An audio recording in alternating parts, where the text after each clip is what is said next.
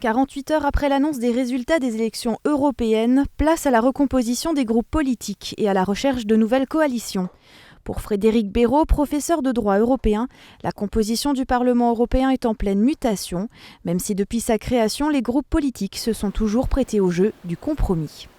Ça va changer un certain nombre de choses. Je pense que par exemple, les Verts ont une carte importante à jouer pour faire de l'écologie un thème transversal. Et les premières déclarations depuis dimanche soir vont dans ce sens-là. Et puis le Parlement qui était habitué à jouer avec deux grands partis, le PSE et le PPE, va être obligé de compter en particulier avec les libéraux qui risquent de peser aussi sur les différentes politiques. Je pense pour une Europe à la fois plus centrée sur l'écologie, mais probablement aussi avec plus d'éléments d'Europe sociale. Les nouveaux eurodéputés français rejoindront leurs homologues dans l'hémicycle à partir du mois de juillet. Ils y retrouveront notamment leurs voisins allemands.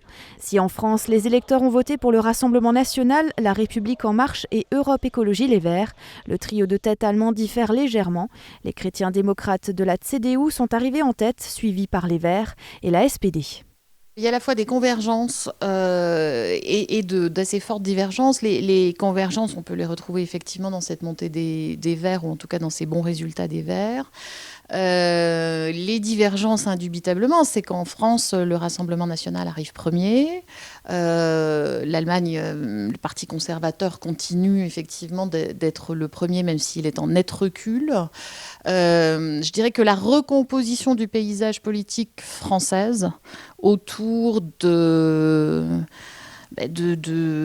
libre-échange ou de ce qu'on appelle parfois les mondialistes et de l'autre côté les nationalistes est certainement moins évident en Allemagne. Mais il y a eu une mobilisation qui a certainement profité à des mouvements plutôt centristes ouverts. Les tractations pour nommer un nouveau président de la Commission européenne s'annoncent donc difficiles. Les 28 dirigeants de l'Union européenne se réunissent actuellement pour faire un choix qui devra ensuite être approuvé à la majorité par les eurodéputés.